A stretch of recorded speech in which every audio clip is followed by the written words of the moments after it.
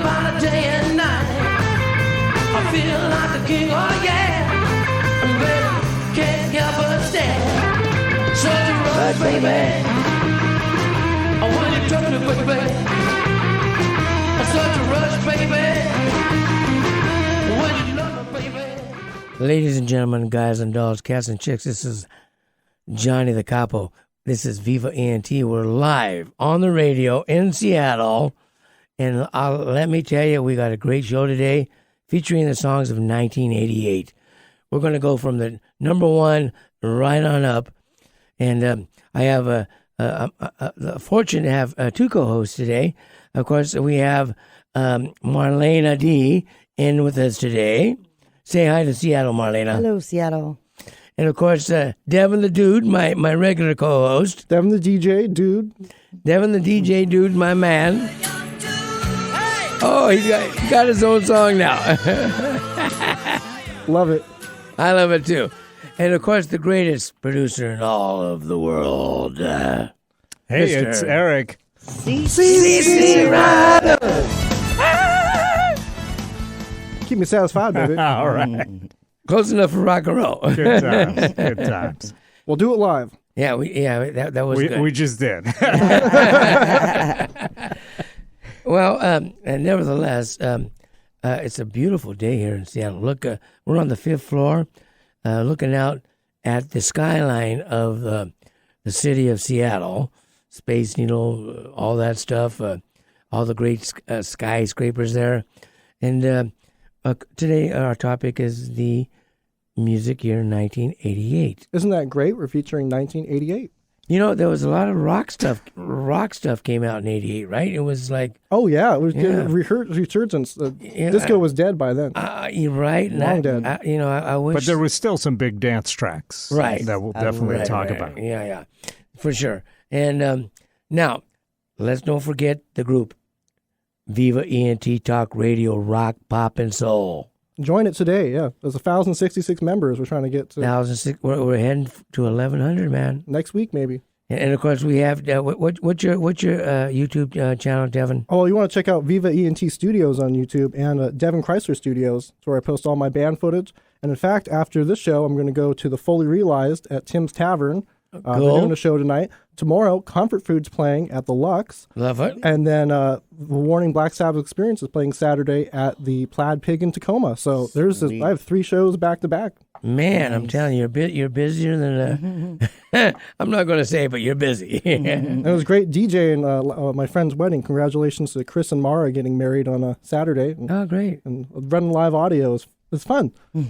I would say it's fun. You know, I think that being in the entertainment business in general is not like work. You know, I think it inspires your soul. It's just not like work. It's just something that you love doing. And you've been playing too out at the shores. Oh, I'm a big hit down at Ocean Shores. I've been playing both the major resorts, Oi Hut, and actually I'm playing at Seabrook, but I'm actually playing at Growler's Alley Beer Garden, and I'm doing karaoke there every Wednesday night. I just finished playing and singing there last Saturday night, and I got some more dates that I'm going to announce shortly.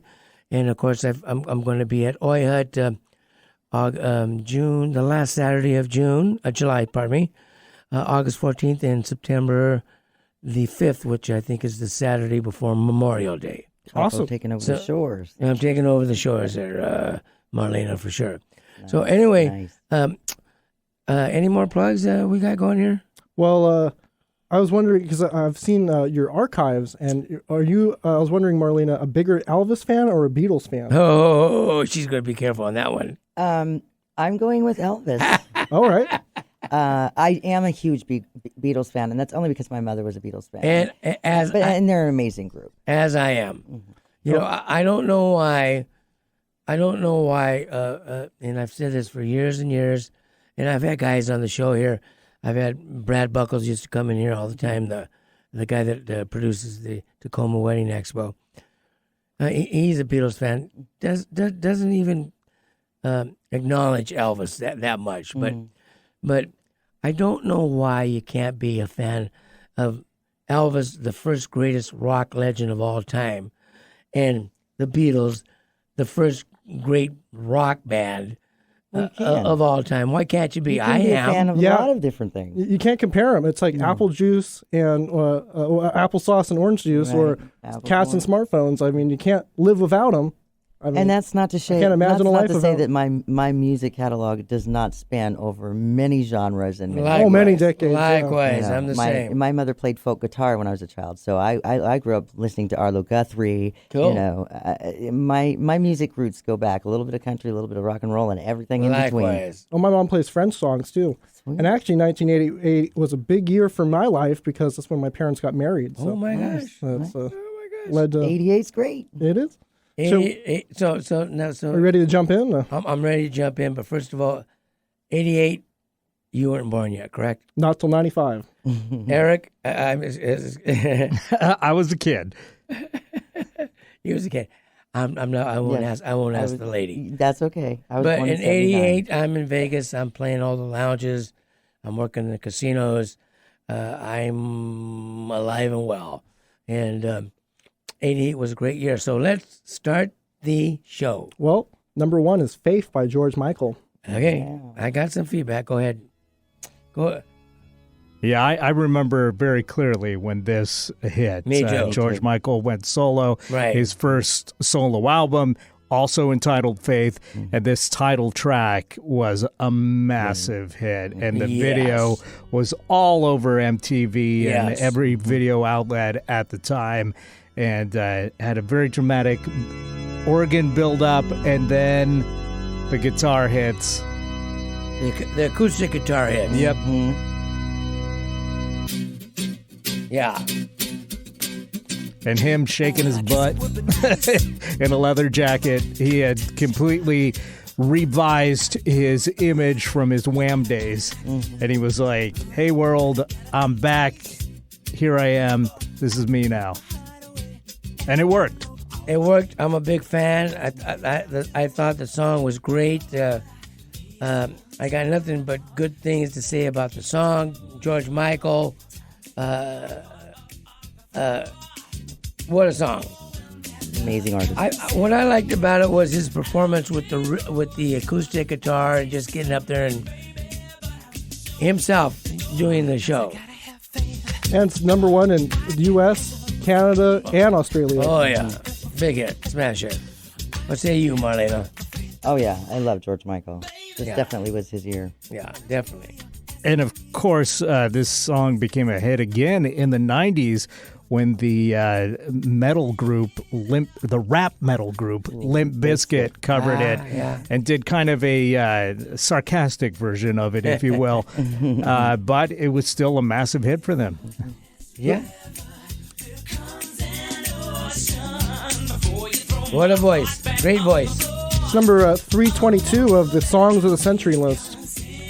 No kidding. Yeah, I believe it. Yeah, Yeah, I'm. This album really launched him into superstardom in a way that even with all the success of Wham, he hadn't quite reached that echelon. But he was Yeah. more in the Madonna, Michael Jackson kind of territory. Agreed.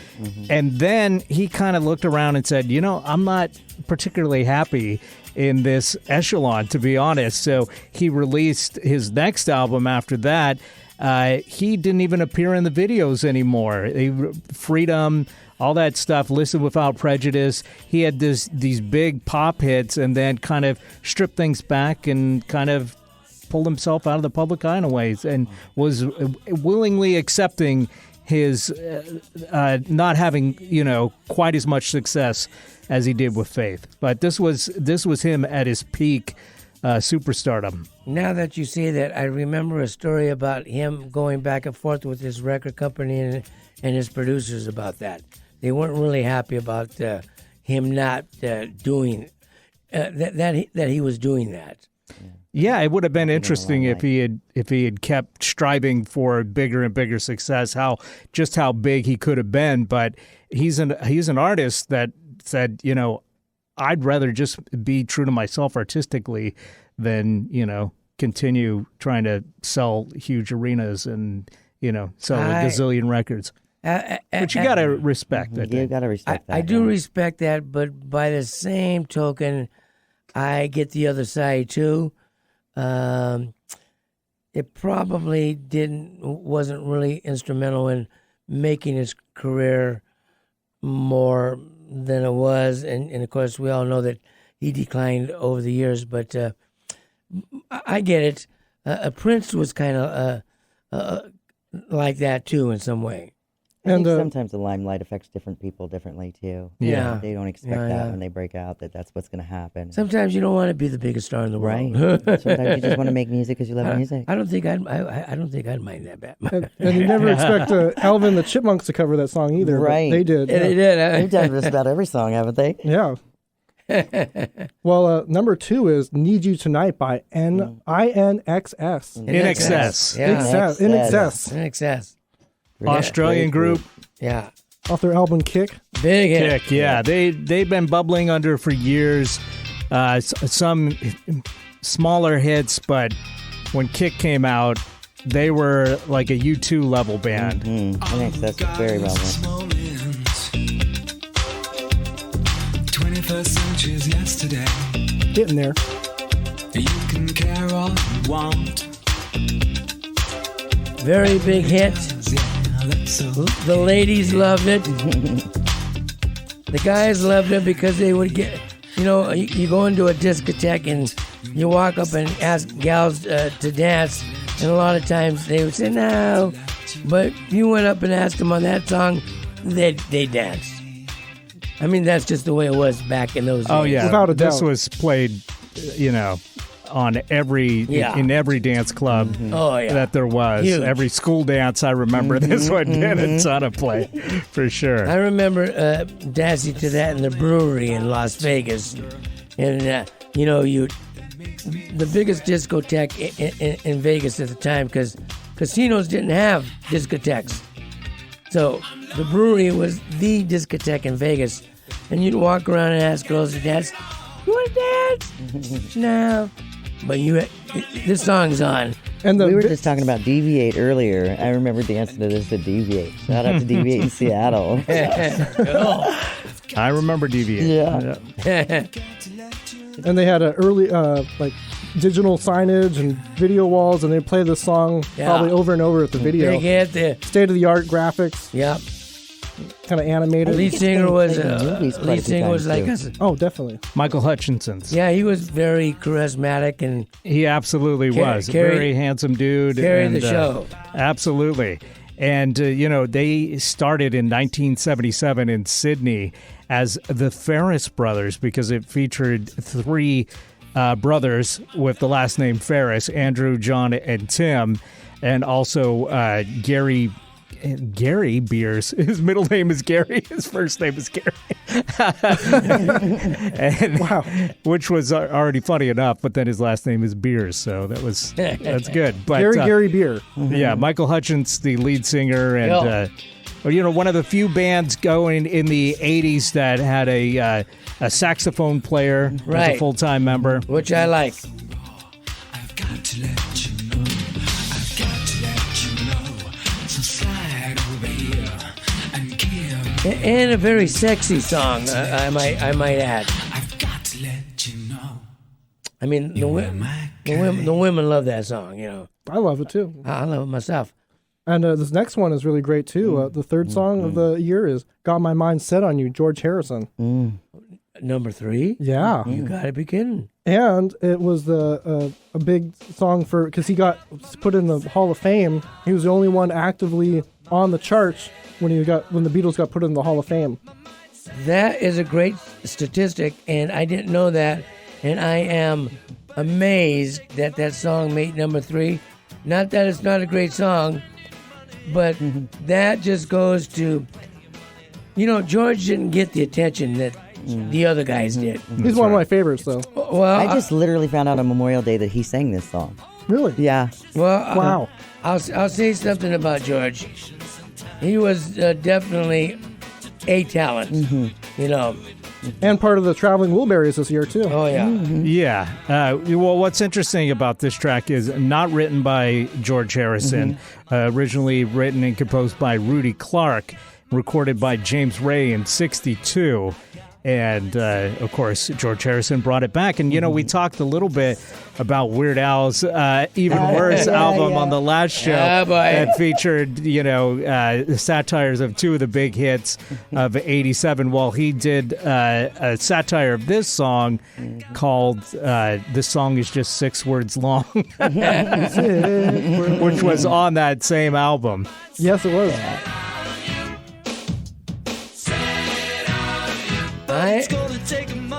I am impressed that that song was the number 3 song of the year. More power to George, and hey, what other Beatle had a hit in 1988? I don't think anyone else did. Not even McCartney. The Wings had come and kind of. Yeah, Wings kind of faded out.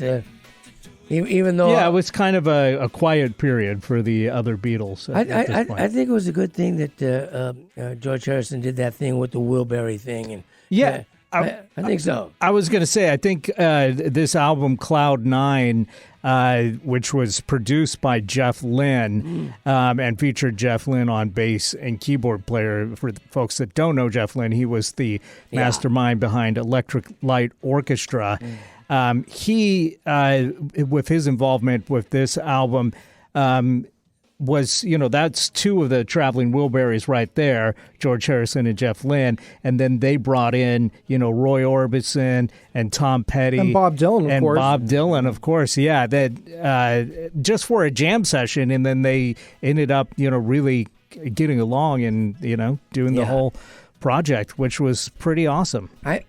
Not only do I think it was awesome, I think that it gave George the clout to, have radio presence at the time. Because, Eric,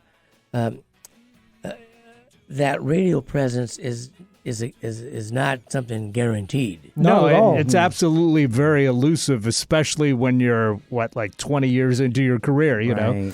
Yeah. Yeah, it's like I've said it many times, artists have a short life, 2-3 years if they're lucky. Some artists have 1-2 hits, but span 3 decades. So. That is really a tribute to George. And it was the last number 1 Beatle song from a Beatle. Yeah. Till present day. But hey, Ringo Starr, Paul McCartney. They're still going. It could happen. It could. Potentially. Yeah. Definitely. Number 4, I'm sorry to do this to our audience. We're going to rickroll them. Never going to give you up. Rick Astley. Great song. Now, a couple shows ago, and a couple years ago, talking about different years of the show, we talked a little bit about Stock, Aitken, and Waterman, who were the big producers in the UK at the time, and they were responsible for producing this one, Never Gonna Give You Up, from Rick Astley, and his whole album, really.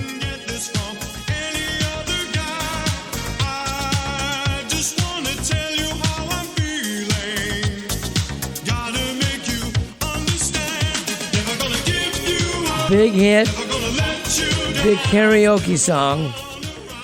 And April Fool's Day song. That's right. This thing is smash hit. It was huge at the time. It was everywhere. I remember '88 very clearly. This being all over the radio and the video getting tons of airplay on MTV. But, it's had a real second life with the whole Rickroll thing, which who could have expected that, something like that would happen. I'm sure Rick is, got mixed feelings about it himself. But it's kept him in the public eye, really, in a time when he probably would have just kind of disappeared into obscurity, because he had a couple hits from this album, but not much after that. This was actually a number 1 hit in 25 countries. Yep. It was, yeah. No and kidding. it was the best British single of 1988. According to the Brit Awards. Yes. And he sold 40 million records, so, I mean, he did. This guy was no shrinking violet. Agreed. The song lives forever. No question about it. Especially when you click on the wrong link. Yeah, great production, great sound, great vocal.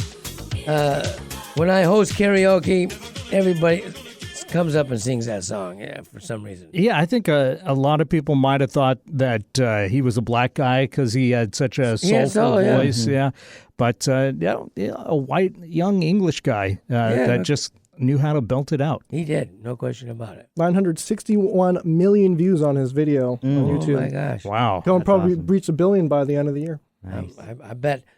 Okay, before we go any further on the charts, let's do some of the highlights of 1988. Well, we already kind of mentioned, but the January 20th, the Rock and Roll Hall of Fame inducts the Beach Boys, the Beatles, the Drifters, Bob Dylan, and the Supremes. Isn't that amazing? And it's only like the third year of doing that, too. Oh, okay, third year of the Rock and Roll Hall of Fame. It's the Beatles, the Beach Boys, Bob Dylan, and The Supremes. well, the Supremes definitely need to be there, and of course the other ones with no question. And the year started out strong for Roy Orbison. He did a Cinemax television special on January 3rd, but by the end of the year, he passed away, unfortunately. Yeah, Roy. December 4th. Roy was one of those artists that started at Sun Records with Elvis and Johnny Cash and Jerry Lee Wasn't Lewis. he part of the $1 Million Quartet or whatever? What was it called? That's a good guess, but Roy wasn't there that day. Okay. That particular day, it was Jerry Lee Lewis, Johnny Cash, Elvis, and Carl Perkins. That's right. And Roy, believe it or not, Roy Orbison's first hit was a novelty song, and it was called "Ooby Dooby Baby," and it was like a classic. Well, it was a hit, but it didn't showcase his, wonderful voice. Right. And anyway, make a long story short, Roy had a great career. He had some tragic in his life, but meanwhile, and we've had his son on the show a couple of times. Yeah. I'll have to find that interview in the archives. And post it on the group, would you please? Yeah. Roy Orbison's son's been on our show, and then of course, Roy is one of those artists that I think, in my mind, and all my vast knowledge of rock and roll, which is big, because I lived and breathed it. I think Roy did get the respect of being a great vocal artist. He did, but it was kind of late coming, Yeah, he agreed. really had a moment in 88, 87, 88, where it seemed like everybody was paying tribute to Roy Orbison. Right. And part of it was this special, the Roy Orbison in black and white special that got tons of critical praise and featured a lot of great players along with him, and tributes from everybody from, Bruce Springsteen to George Harrison, et cetera, et cetera. I saw the show. Yeah, and it was a really big special, and I think it took a lot of people by surprise. But he had, and then he had the duet with Katie Lang with "Pretty Woman," I believe. Yep. And he released some new records for the first time in a while, and of course did the Traveling Wilburys at the same time.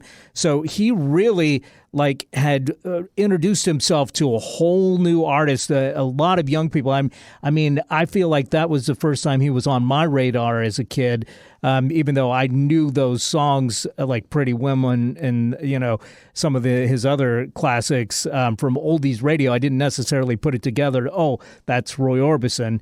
Until 88, when he was suddenly like one of those big stars that was everywhere,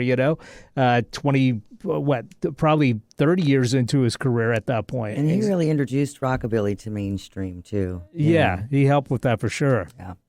And Handle of Care, if you haven't listened to that track, I recommend it. Cool. Traveling Wilburys, that one, right? Yeah, Well, and End of the Line, too. Which Yeah. Here's my thought. Here's my thought on Roy Orbison. He actually had such a fantastic voice that nobody was singing like him in the early 60s, you know. And I know for a fact that when Elvis first heard Roy, you know, he wasn't thrilled about it because Elvis pretty much fancied himself as being the premier vocalist, especially with It's a Now or Never, Are You Lonesome Tonight, and Surrender, those type of songs. But Roy, he did a great job, man. Another one we lost this year was Andy Gibb, March 10th, after his 30th birthday. That was kind of sad, for sure. Just 10 years prior, he still has the record with 4 number one hits. I used to do shadow dancing. Yeah, number one song of 78. I just want to make a correction to what I said about Roy Orbison with the Katie Lang duet was actually Crying. It wasn't Pretty Woman. I remember Pretty Woman had Over You resurfaced in '89, and it was kind of a minor hit all over again. But it was actually, Crying, that was the duet with Katie. Well, I got a quick story here. Roy Orbison is touring England. The Beatles are his opening act before they became famous. And he actually was just in the middle of writing Pretty Woman. And he played the song for the Beatles before it was released. And of course, at that time, the Beatles were in awe of Roy Orbison because he was the opening act and the Beatles weren't nationally famous at the time. But it just goes to show. Chris Montez, who's been on our radio show too, was the opening act for the Beatles. Tommy Rowe, you know, before they became nationally famous. So, yeah. Wow. A lot of stuff went on in 88. Oh, yeah. Absolutely. Well, not in 88 so much, but a lot of, I hear what you're saying. And Man in the Mirror by Michael Jackson, it's the first time in history a solo artist had 4 number one singles on the same album. No kidding. And then a 5th one came by Diana later down the year. So Diana? his song, Dirty Diana. Oh, yeah. Well, I never bash artists, so I'm not going to say nothing. Okay, no comment? Okay. No comment. So we go on to number 5 of the year? No. More? Okay. Let's talk about the Michael Jackson thing. He deserves his respect for sure. He broke the record of 5 consecutive charting signals from the same album, the Hot 100. Which would have been bad. I believe was the album. Yeah, and that would have been his 3rd solo record. Yeah. The album cover bad, and the outfit was really cool. You just saw that album cover all over the place. Right. And there's no question that Michael Jackson's artistry with vocals and songwriting and choreography, second to none. Really, he was certainly one of the greatest legends of all time. And I like Man in the Mirror, which is coming up. And not crazy about that song, but parts of it. I do respect his work. What about Whitney Houston? She had her 7th consecutive number one single, surpassing the Beatles and the Bee Gees, who had 6. And that is coming up. You're kidding We'll me. talk about that in just a second for sure. I don't know. Holy mackerel. Well, back at number 5 is Sweet Old Child of Mine by Guns N' Roses. Okay. Oh, Sweet boy. Child Good O' old Mine. Axl Rose. Yeah. Oh, he's got Rickrolled. That's close. Wait. He had the Rickroll, yeah. Let's see. He's got a good memory, but it's short. Yeah, this is the Guns N' Roses Sweet Child O' Mine. Kill. Of course, this was the one that put them on the map. Very iconic intro guitar solo from Slash. I definitely remember attempting to learn guitar a few years later, and everybody around me was attempting to learn this solo. Yeah. I should learn it, yeah. It sounds pretty straightforward. Kind of. Repetitive. Well, for my generation, this was kind of like the Stairway to Heaven kind of thing. Absolutely. Every guitar player was trying to copy that. Recapture it. Yeah. Except for me. I wasn't trying to copy it at all. Great voice, great production. It's the band's only number U.S. single that reached the top of the charts. Yeah, I believe that. It's not easy to hit number 1. Not at all. Even for the best bands. There's only been 80 of them. Yeah. Yeah. Now, of course, their debut album, Appetite for Destruction, came out way back in 87, but it took until the middle of 88 for them to, get on the radar of everybody. And it was because these singles started piling up, Welcome to the Jungle, Paradise City, and Sweet Child of Mine. And it took till 2016 for me to work them at the CenturyLink Field and be under the stage. And how cool is that, man? It was really cool. And Slash walked by, and he looked so cool. And Axl Rose looked so angry. And yeah, Devin, so it was just an average day for him. Yeah, pretty much. You got so many great stories, man. Rolling Stones, even. Yeah, saw Rolling Stones a couple years back. You worked that concert, right? I didn't work that one, but I attended. Well, you went there, I remember. I was there. I remember because I got video of it. It's pretty good. We were doing a casino party that night, and you showed up after the show. I think I did, yeah. Like 3 shows a day back in 2019. Yeah. We're getting back to. Mm-hmm. Incredible. Exciting.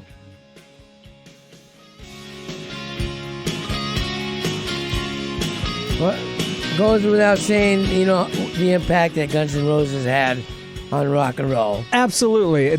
They were one of the hair metal bands, but they were one of the groups that, like Bon Jovi, kind of transcended that whole movement.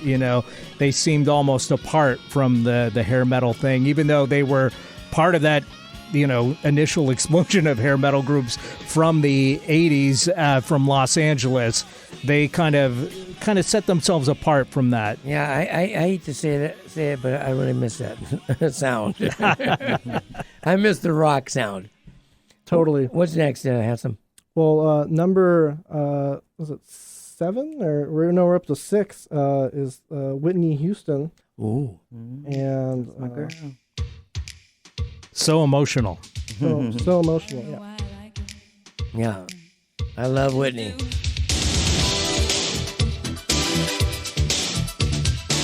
This was the 3rd single from her 2nd album, Whitney.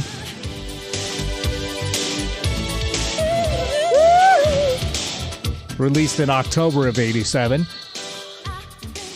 But had so much success that, of course, carried over into 88. Written by Billy Steinberg and Tom Kelly. The last song they wrote together. And in the top 10. Number 6. Her 6th consecutive number 1 in the U.S. Incredible.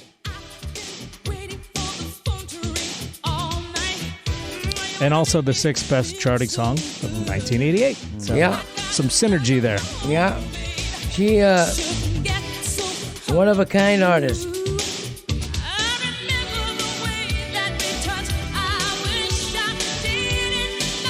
I was lucky enough to see her in Vegas right at the height of her career.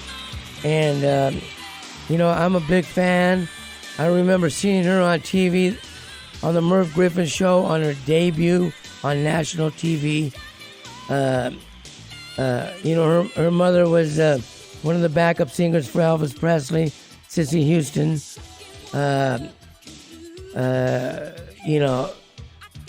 I have a warm spot in my heart for her because she's one of those great artists that kind of, deviated from. Well, she was so big. Kind of the same story as Elvis and Whitney and others that weren't lucky as far as getting. They were so lucky, and then kind of luck ran out. Not getting through that. Like Paul McCartney and Mick Jagger, they made it through that. They're still here. Yeah. Infamy. Yeah. And other songs that Billy Steinberg and Tom Kelly wrote were like Madonna's Like a Virgin, Oh, wow. Mm-hmm. Cyndi Lauper's Two Colors, Hearts Alone, The Bangles' Eternal Flame. I don't know. All big hits. Huge. Yeah, I don't know who's the highest selling vocalist of all time. It's either between Madonna and Mariah Carey, but Whitney Houston is probably number 3. Probably. Probably. And Aretha Franklin's top 10 for sure. Well, yeah, it could be. But records didn't, in Aretha's day, records didn't sell in the volumes that they did in Mariah Carey's day. That's right. Or Whitney Houston's day. Well, once they printed CDs and digital, Yeah. it's much easier to distribute than Because like vinyl. for instance, record sales really took off around 77, 78, 79 as it progressed into the 80s and into the 90s. Right. Now I think we were seeing peak sales in the 90s for records. Right. In other words, records were maybe... And when I say records, I mean all formats. Right. Cassette, CD, vinyl. Recordings. Yeah. Definitely. In the 50s, you were lucky to get a million seller. In the 60s, you were real lucky to get a double platinum. But in the 70s, the same. But in the 70s, late 70s, you started getting records that were selling 2, 3, 4 million copies. Incredible. Which was quite different. It was actually Madonna that's the number one lead-selling female vocalist of all time with 300 million. Well, you know, Which totally And it makes says sense. that she sits with the elites like Elvis Presley and the Beatles. That's the population of the U.S. about. I believe that, and I couldn't be happier because I love Madonna and I love Mariah Carey too. Well, have you found Heaven is a Place on Earth? Belinda Remember, Carlisle. Belinda Carlisle, number 7. Yeah, formerly of the Go-Go's. Scored a few hits as a solo artist. Surprised she didn't become a major movie star. She was a looker, for sure. She was. No question. Especially around this time. Her solo career. I mean, she was already a beautiful woman during the Go-Go's Yes. days, but once she went solo, she really, somehow stepped up her game. She did. She was enchanting.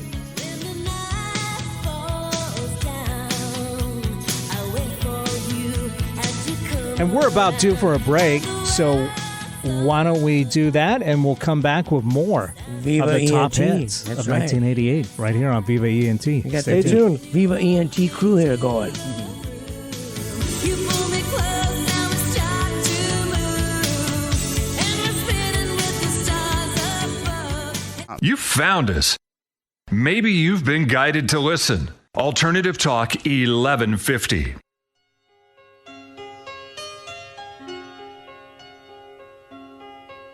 The flowers you gave me are just about to die.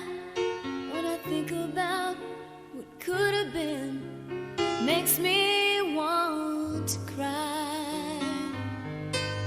The sweet words you whispered didn't mean a thing.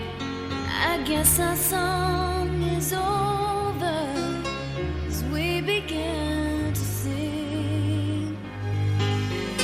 Could have been so beautiful. Could have been so right. Wow, what a song. Could have been, yeah. Tiffany, following up from I Think We're Alone Now from last year. The mall superstar. Yeah, we're back here on Viva ENT talking about the top hits of 1988. And yeah, a lot of people thought that I Think We're Alone Now was Tiffany's only hit, but she actually had a few hits did. from her debut album, Tiffany. And this was the follow-up to I Think We're Alone Now, which was a big, big hit in 87. And Could Have Been was big in 87 too, but really carried over into 88. Great artist. I think she had a great sound. And this song here is dynamite. This really shows off her vocal ability. talent, yeah. A little more than some of her other songs. You know, there was a reason why she got signed, and there was a reason why she had, the success that she did. She had it. It wasn't just that she was, a good-looking teenager that was bopping around in malls. She had some skills. It topped the Irish and UK singles chart as well, in Canada as well. That I believe. Could have been so beautiful. Could have been so right. Could have been my lover every day of my life. Yeah, definitely not my favorite song of 88, Well, but, good for her. Is it a bad thing to say it's a chick song? Is that not politically correct. Well, I would say with any of these that you would say is Back a in '88, chick song. In those days, probably I appealed to a wide variety of people. It's hard to pigeonhole. You're being things like that, being to be honest. politically correct. But I mean, she was a teenage girl, and that was the majority of her audience. Right. So there's some truth to what you're saying. But Another song that was probably liked by the boys and girls of that time, "Hands to Heaven" by Breathe. oh yeah, let me hear that. Yeah, let's. This is one of these ones with a little bit of a story intro in the video. But this was a big song and a big ballad. Top 10 in Norway, New Zealand, Ireland, Canada. I remember it, but it doesn't. Kind of one-hit wonders Does it- in the U.S. anyway. And what number was that? Number 8 Unbelievable. or 9? No, sorry. Yeah, I remember it vaguely. Actually, they had a couple other hit songs, Don't Tell Me Lies and How Can I Fall. English group. Someday soon, baby.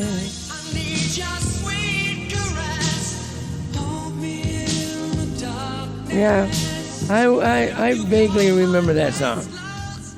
I remember it being really big and hearing it a lot on the radio for sure. But yeah, I did.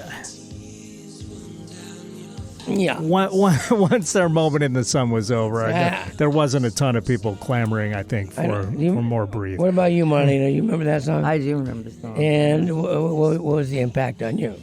I love this song. Oh, I good. do. I Okay. really like this song. Okay, maybe that was that type of song. We're probably the only station playing this on the radio in the country. I know I've heard it in a couple drugstores.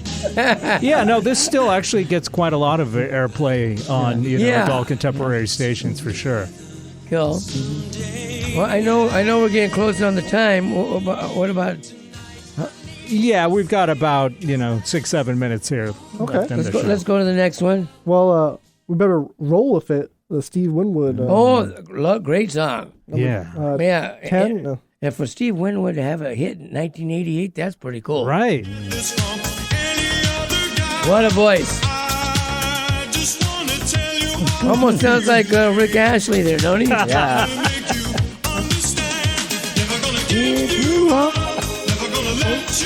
Wow. Oh wait, it's not Rickroll with it. No, wait a minute. That's not Stevie Winwood. No, No, you got Rick rolled. You got Rick rolled. You got me. There you go. This is Steve Yeah. Winwood. Roll with it.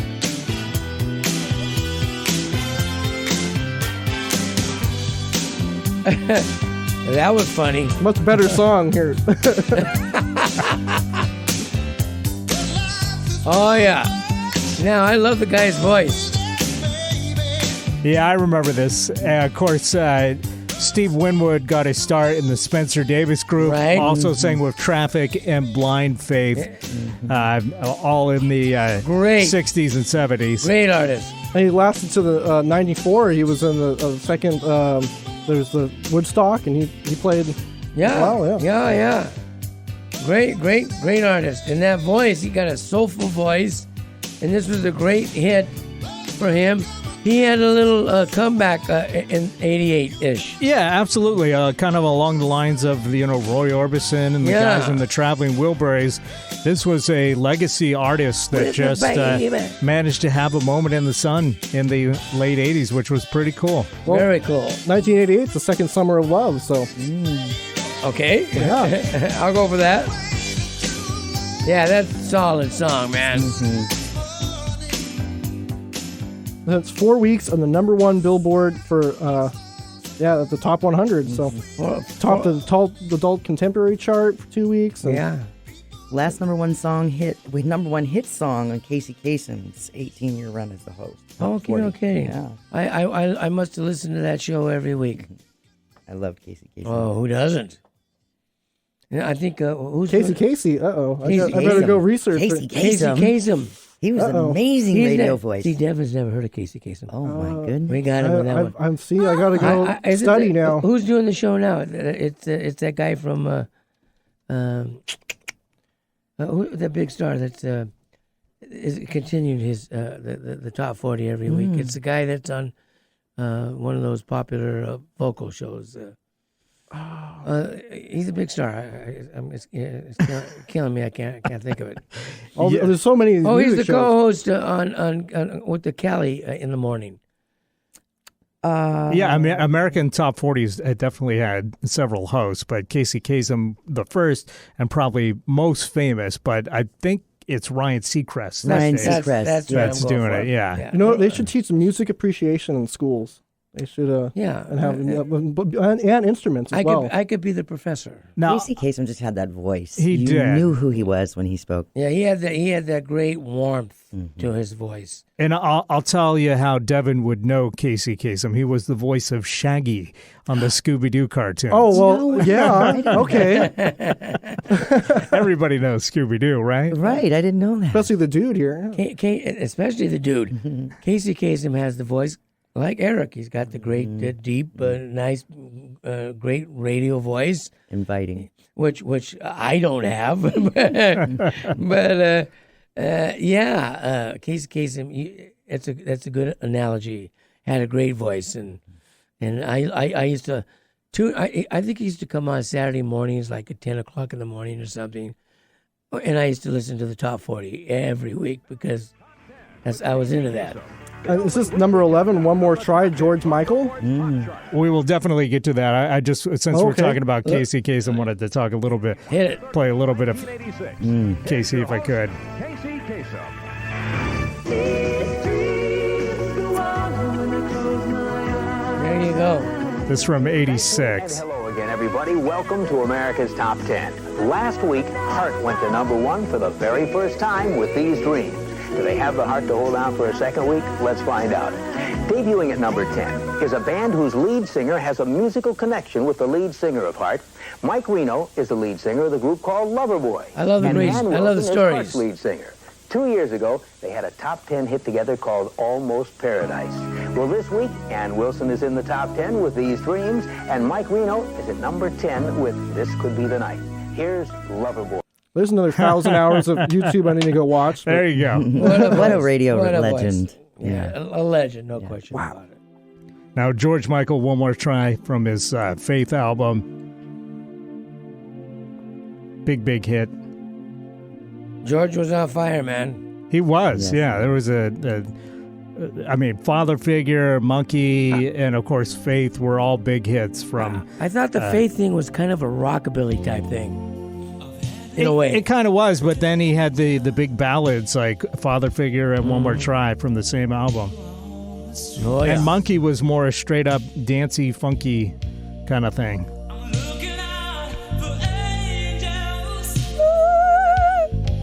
Oh yeah, you hit the highs there. And this hit number 1 in the Billboard Top 100 and the Hot R&B hip hop songs. We're getting close to rap. That's coming up soon. 90s here. No kidding. Uh-oh. That's where I'll let you do the shows. I mean, Just kidding. all during the 80s, there was rap songs that were hits, but they just weren't, as big. They weren't number 1 hits, It's hard to compete with these power ballads. and- Well, that's true, yeah. But taste definitely did shift. When we get there, I want to talk about the distinction between rap and hip-hop and R&B. You know what I mean? Because I don't think a lot of people I can take you down that. know. It's like reggae and there's a lot. Yeah. It's different. Yeah. Reggae and ska. Well, we've talked a lot about George Michael, so I think we should probably wrap with our next song here, which was Terrence Trent D'Arby at number 12, Wishing Well. Yeah. This big guy, time. fantastic performer, fantastic voice, and this was a It was a big great hit. single. Yeah. Terrence Trent D'Arby was tipped to be the new Prince at the time. because he had a great voice, a very talented guitarist, great songwriter, and a massive ego, which were all in the Prince vein. Sounds like somebody I know. But unfortunately for Terrence, he only had a few other hits. This was probably his biggest one. When I first heard his voice, I thought of Rod Stewart. He had that kind of groove, kind of. But like Elvis, he served in the Army, and I believe stationed in Germany. Cool. And actually got his record deal while he was still in the Army. Wow. I know. I remember when it came out, no question, and the song was like a smash hit. And yeah, it charted for 17 weeks. It was the number one longest charting song since Eurythmic's Street Dreams Are Made of This in 1983. Very well. And I remember this distinctly because this was the first issue of Spin magazine that I managed to get a hold of. Okay. And so this really started my, paying attention to music on kind of a deeper level than just hearing it on the radio. Okay, cool. Certified he was gold on the too. cover. Finn. Good one. Well, we got to wrap, but everybody join us next time because we're going to do more of 1988, right? 1988 Part 2 or B, Part B, however you want to call it. The B-side. Time to go bowling and go see some shows. This is Johnny the Capo. Say goodbye, Marlena. Goodbye, Marlena. Devin the Dude. Adios. Eric, the greatest producer in the world. Thanks so much, everybody. Thanks for listening. You listen to Viva ENT. We'll dig you now. See you later because you're a fine sweet potato. Thank you so much. Love you. Join the group, Viva ENT. Talk radio, rock, pop, and soul. You won't regret it.